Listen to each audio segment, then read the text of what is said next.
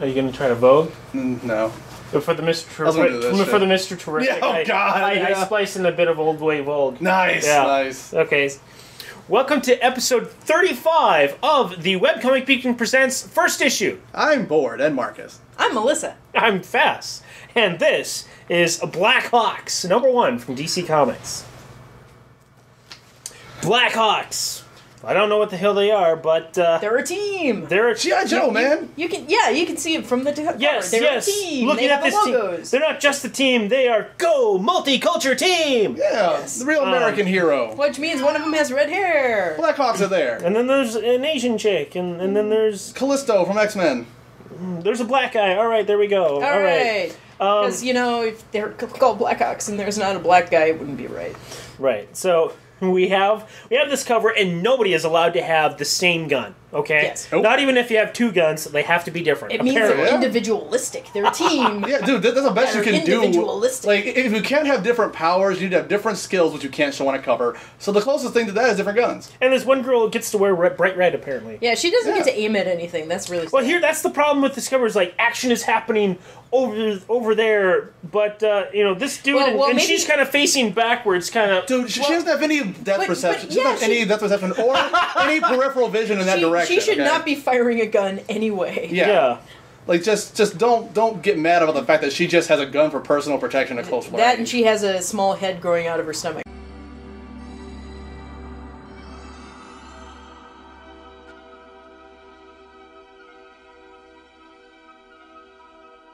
No, that's a guy back there. What the fuck? Really?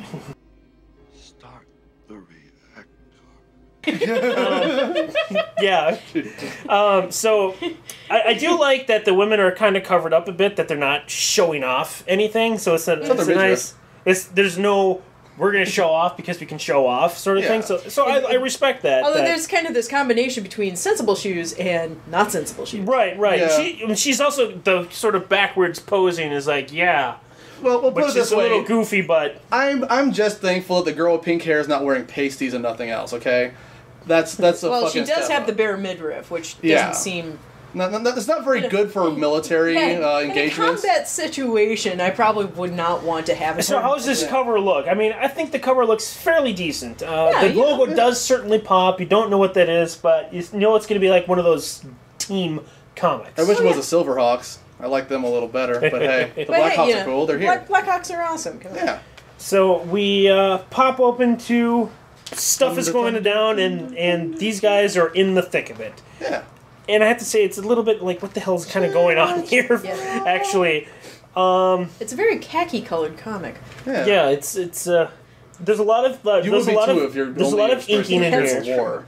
Yeah, all war comics must be khaki-colored. Yeah. There's this might not look too terrible in black and white. Lots of good spot There's blacks. lots of extra shading and lining in here. There's just not a whole lot of line width going on. Yeah, there's not a whole lot of dynamics to the line. Yeah. But that's one reason why I would prefer it in color. As I'm looking at it and imagining it in black and white, and at first it might be a little too messy, actually. Yeah, I was looking. At first, I was going to say I think I might prefer it that way, but then kind of looking again, I think you need the different line widths in order to portray the foreground and back. Yeah, luckily the colorist does work a lot with just flat planes of color and very simplistic palette. Yes, and it does work. It's a very it's colorful yet still a little gritty. Yeah. And it's khaki colored to tell you it's a war comic. Yeah. Well, come on. Have you played... Oh, khaki color. Okay, got it. Khaki. Okay. Khaki. Have you played, like, any gun... Like, any games that has a feature a gun whatsoever on PS3 and Xbox 360? No. They all look like never that. played anything like that. That's why I don't get those systems. Exactly. It's 99% brown.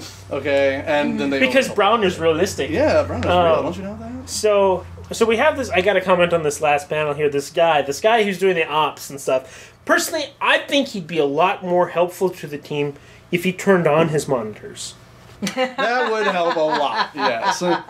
But then again, hey, he's just getting paid. Nobody's there supervising him. He could give a shit. He's over there just, like, sipping on some scissor and pretending to tell him, like, oh yeah, watch your 6. Fuck. Yeah. 12 o'clock. Watch out, man. It's like running around through Team Fortress 2 and just yelling spy, just because, shit. And everybody turns around. Sooner or later, you're gonna be right. Yeah. So that's how psychics work. So we got a bit of just continuation of more action going on. There's this guy strapped with dynamite. We never find out why. Well, do you want to know why if they tell you? I don't know. It's just there's stuff going on.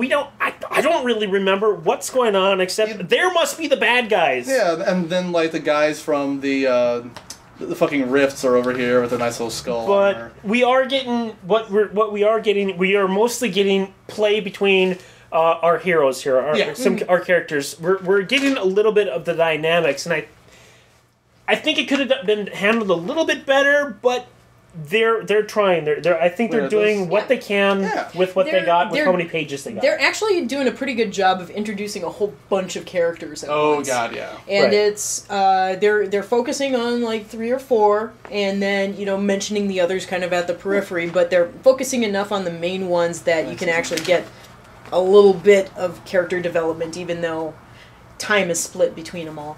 Okay, I was trying to figure out, are these skulls, turtles, or birds?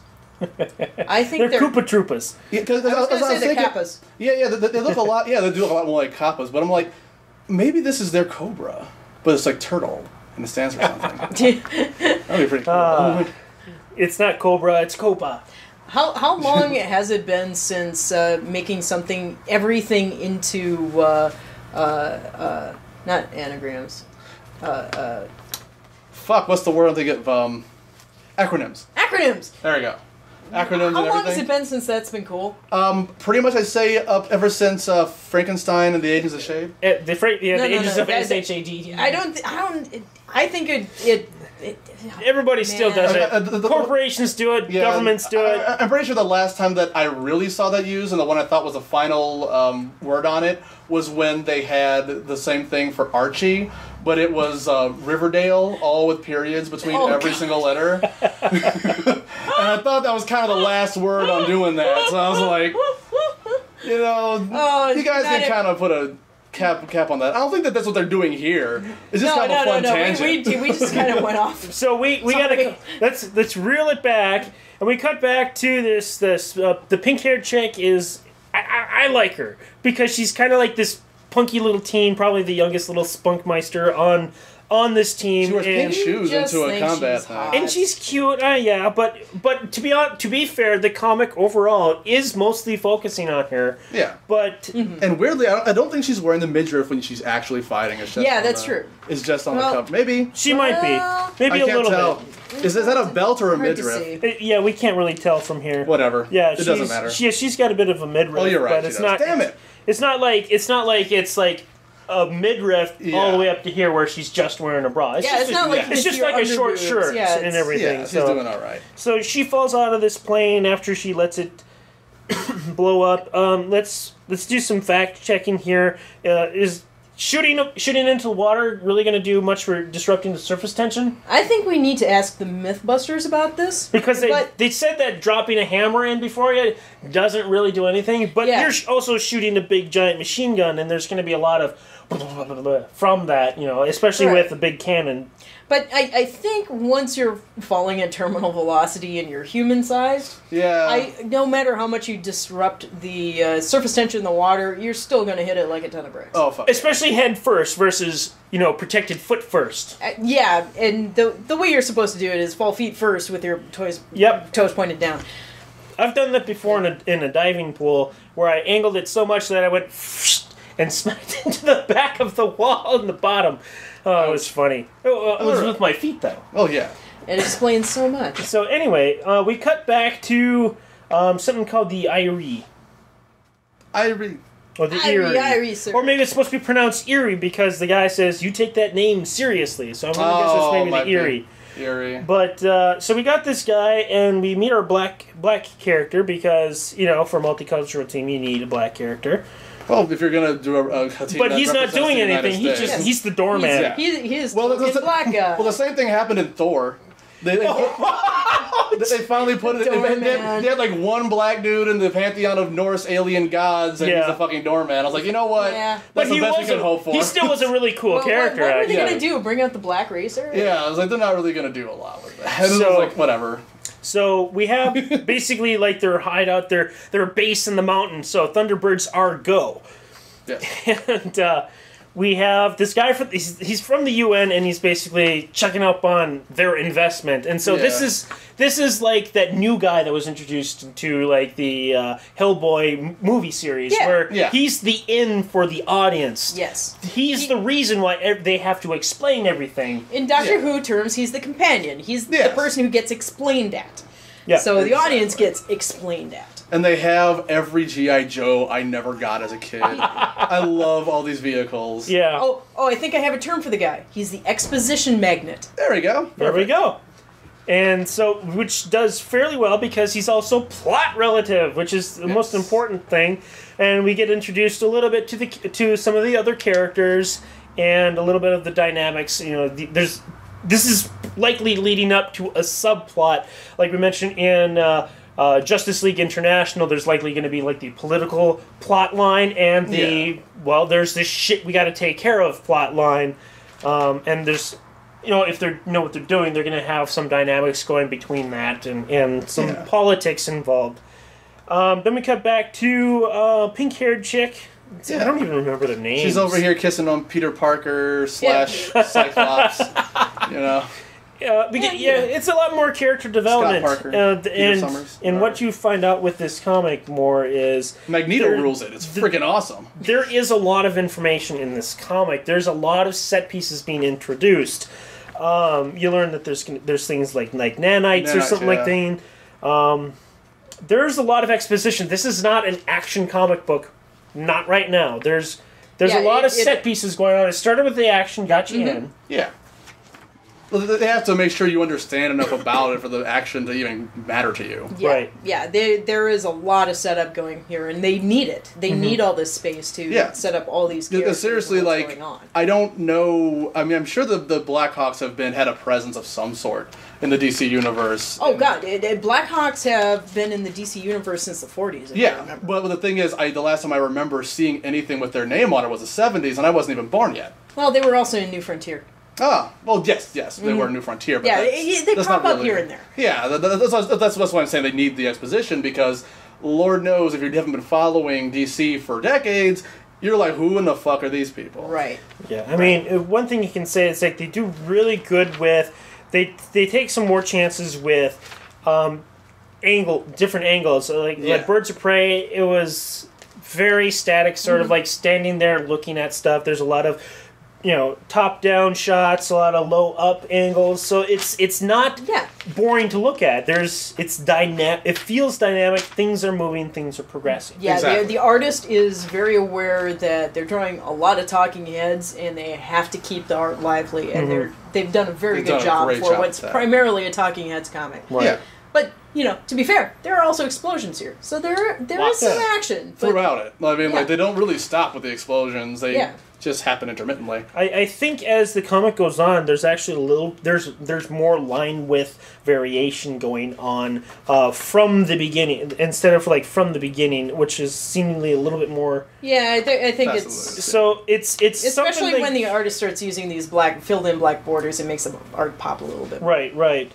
And this is where we also come back to our main character for this story again, and something's up with her, which is going to be something's up with her, which is going to lead into the next issue, and so it's like she's my favorite character thus far, but also they were focusing on her more, so I'm thinking that's why they set it up like that. Start with her, because she's the most apparent one right now. And she's definitely the most visually distinctive. Right. And so, as a number one, I think this comic does a fairly good job. If you go in it, don't go into it thinking action comic. There is certainly a mix here. And if you think about a Team Dynamics comic, this feels a lot more traditional as far as... It feels like there's a lot of history to this comic.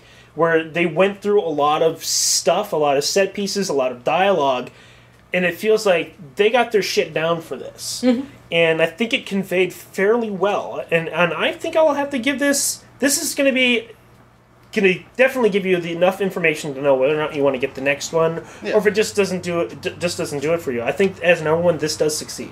And I give it the same thing. I definitely say it succeeds. I really appreciated the mix of the action and the exposition that was very necessary in order to understand it. And it did it so without boring me. So, wonderful stuff. Succeeds.